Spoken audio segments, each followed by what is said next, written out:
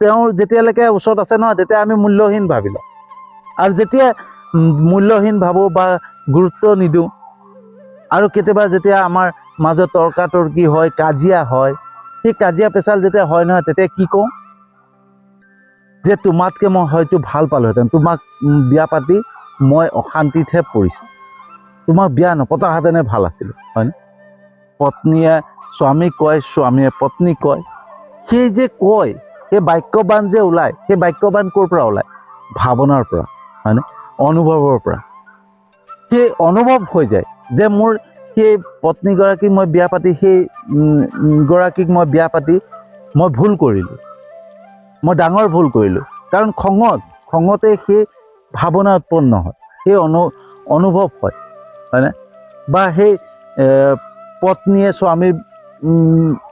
বাবে স্বামীৰ হৈ পেলাই ভাবে